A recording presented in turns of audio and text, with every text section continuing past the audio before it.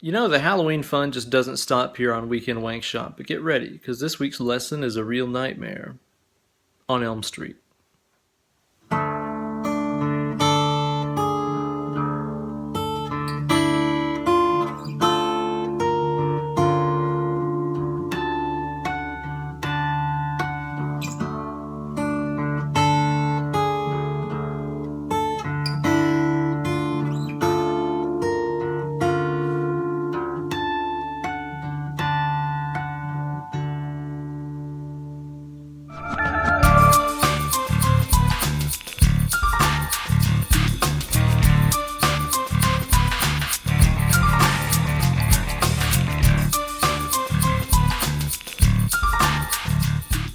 Hello guys and ghouls, and welcome to a brand new Halloween installment of Weekend Wankshop, here with the host with the most, Uncle Ben.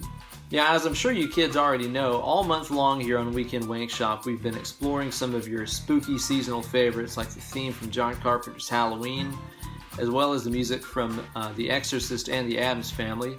But now that we're really deep into the month of October, I figured it was about time to dump another absolute classic on you kids, with Freddy's theme from Nightmare on Elm Street. It's one of my absolute favorite themes from any horror movie ever. It's really creepy and instantly recognizable. And of course the original was all played on synthesizers and all kinds of samples and stuff like that. But I figured it'd be cool to take those melodies and apply them to a little fingerstyle acoustic thing to make your Halloween season that much darker. But before we get into learning how to play it, I'd like to take a quick second here and thank all of you guys for checking all my Halloween videos out that I've done this year. And a huge thanks to Ultimate Guitar for featuring on their website. Really appreciate all the views and the new subscribers and stuff like that, so thank you guys so much. And if you like what you see today, be sure to subscribe to my channel and like this video. And as always kids, you can find a full tab for this week's lesson on Uncle Ben's Instagram page, so be sure to go to Instagram, search for BenEllerGuitars, follow me on there, and then find the tab for this week's lesson. Learn how to play it and upload a video of yourself shredding through it along with the hashtag WeekendWankshop. First thing we're going to do is talk about the tuning that you need to be in to play this. It's in a super secret and demonic tuning that ancient secret societies used to refer to as dropped D tuning. It's a really easy tuning to get into. Basically all that you're doing is tuning the lowest string on your guitar, the low E, down a whole step until it's the note D. Now the most reliable way to do this is to use a tuner and just basically loosen that low E string until it's the pitch D. But if you don't have one, what I like to do is just to hit the regular D string on the guitar and then the low E, and basically just tune that tuner on the low E string down until the pitches match, like this. Just hitting them both at the same time, tuning the low E down. You can do that match. It'll stay in tune better if you drop it down and then bring it back up. Presto. So throughout my arrangement of this tune, the thumb is going to be keeping the simple bass note melody between the low E string and the D string, like this. Which makes this a really great study in how to get independent with that thumb while playing chords and melodies with your other fingers on the higher strings. Really cool stuff. But kind of like how we talked about on the Addams Family video last week, don't so much think of it as the thumb is playing this bass line while the other fingers are doing this other stuff on top of it. If you think of them as two separate things, you'll probably end up confusing yourself. Follow me along through this lesson and look at the tab really closely, and that'll be your best bet. Alright, so the first section is going to start off with this D5 power chord. I've got my 2nd fret G, I've got my 3rd fret B, and my 5th fret high E string, all held down in preparation for the next part. Now keep in mind as we go through all these sections here that if it's a note on the low E string, it's the thumb that'll be playing it. If it's a note on the D string, the thumb will be playing that too. Those two strings are just your thumb's territory, so keep that in mind as we go through this. It'll make it a little less confusing. How you're going to start off is by hitting the low E string and the G at the same time. Then play the B, then play the D, and then what you're going to do is to play the D again, plus the 3 strings below it, the G, B, and E that you're already holding down in your chord shape. So we did E and G, B, D, and then your D plus the top 3 strings. After that, what we're going to do is to take that highest note you're holding down, this A, on the 5th fret high E string, and move it down a fret. That way we get that spooky flattened 5th kind of sound. After this, pluck that low E string open 2 times, then play that 5th fret high E string again. So I move back up a fret right there. Now at this point what we're going to do is this move.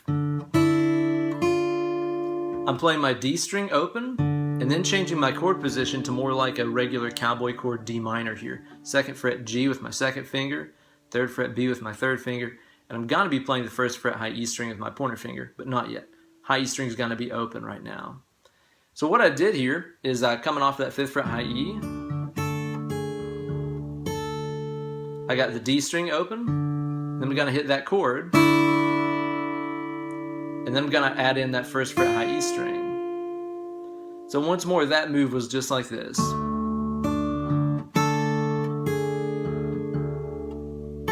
D, then your D with the sus chord, 1st fret high E string, just like that. After this, what we're going to do is hit the low E string once, and then we move into the next section here, which is based on this super spooky D minor major 7 chord. Really cool. It's very easy to play though. We've got the 5th fret high E string, I've got the 6th fret B, I've got the 6th fret G. It's actually just like your regular E major kind of chord shape, but on the top 3 strings here and at the 5th position instead. Pretty cool stuff. So what you're going to do is to play the low E string, then play the low E again and pluck all those top 3 notes. After that, what you're going to do is to add in your little finger on the 6th fret high E string, D string open, and then what you're going to do is to pluck D, G, and B at the same time like that. That is a whole lot of music so far. Let's go over that again. Started off in our D5 position here, E and G, B string, D string plus the top 3, 4th fret high E, 2 low E's, 5th high E, D string open again, plus your new sus chord you got down here, 1st fret high E. Then what we're going to do is to play the low E string open, change your chord shape, 6th fret high E, D string, then D string plus the G and B. Now after this we enter into that little harp harmonics section, which is super cool. So before we get into that, let's take a little quick look here at how to actually execute that technique. So the idea with the harp harmonic is that you can take any note that you're holding down, like let's say this 5th fret high E string, and then locate the same note but 12 frets up on the same string. So in other words, 5, add 12 to it, 17. So here's the 5th fret, here's the 17th fret. If I played that note, it would be its octave, of course. But how you're going to make these cool little harp harmonics sound out is like this. Take your pointer finger, right, on your picking hand, and you're going to place it on top of the string. I'm not fretting it like I'm, tapping it or something. I'm just barely putting my finger on it. Think about the way that you do regular harmonics. You don't want to mash, you just want to place your finger right on top of the string, right? This is the same deal. So my right hand pointer finger is going to be right here over the fret wire of the 17th fret, just barely touching it. And then what I'm going to do is with my ring finger here, I'm going to pluck it. Hear how it makes that little bell-like chime. You could do it with your middle finger too if you wanted. I usually use my ring finger though. If you're having trouble getting that to sound out, be sure that for one, the finger isn't pushing down too hard on the string. These harmonics are really delicate, and I find if you got too much finger meat on the string, it can really deaden them out like that. So you got to pluck hard with this finger and play lightly with this finger. That way you don't choke it out. Another thing too is to be sure that you're right above the fret wire. See, I'm right above the wire now. I'm not next to it. I'm not above it or anything like that. I'm right on the wire. That's where that little harmonic hot spot needs to be, otherwise it just won't come out. That's a quick idea of how to do those things.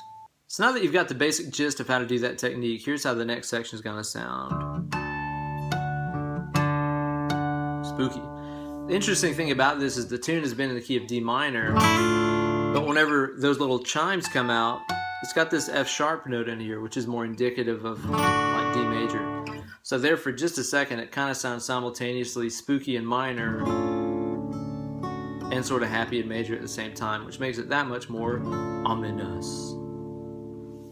So what you're going to do is from that last position here, which was that minor major 7 chord, you're just going to slightly modify it. I go ahead and hold all these notes down, that way they're still ringing from the previous chord, But what you're going to do is to move that little finger over here to the 7th fret on the B string. That way we can chime it out with these little harmonics here.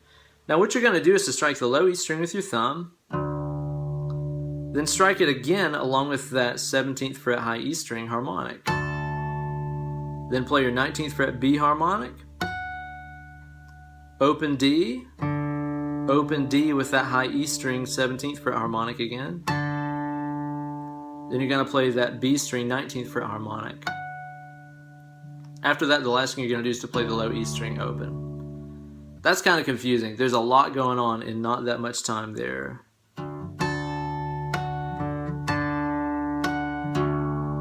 But again, it's that thumb doing those bass notes along with this little harmonic thing on top. Pretty cool stuff. So after you played that last low E string note, it immediately starts over. So if you'll recall from when we started this, it started off with one lonely E string note. It's because the rhythm is kind of going 1, 2, 3, 4, 1, 2, 3, 4, 1. So when you start over, you're just hitting that one low E string, because you've already hit the just a second ago when you did 1,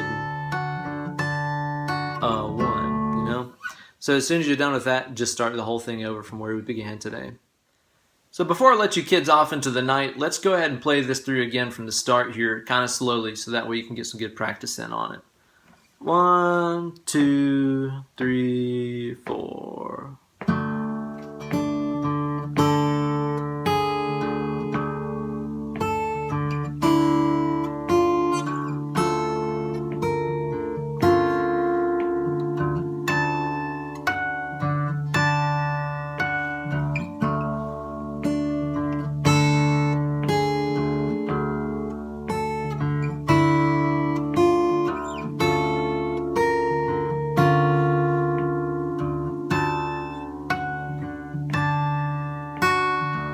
So spooky. So there you go, kids, another creepy classic Halloween tune to get you in the spooky spirit. Thank you guys so much for watching. Good luck with that one. That's pretty tricky to play. Keeping up with that bass note and those little harp harmonics and all that stuff at the same time. It's kind of a lot to do, but you can do it. Uncle Ben believes in you. Please be sure to like this video and subscribe to my channel, and don't forget to upload a video of you playing this week's lick to Instagram along with the hashtag Weekend Wankshop. You guys can follow me on Instagram and Twitter at BenEllerGuitars, and if you're interested in getting some one-on-one Skype lessons with Uncle Ben, be sure to drop me an email, BenEllerGuitars@gmail.com. Drop me a message and we'll talk about rates and times and all that other good stuff.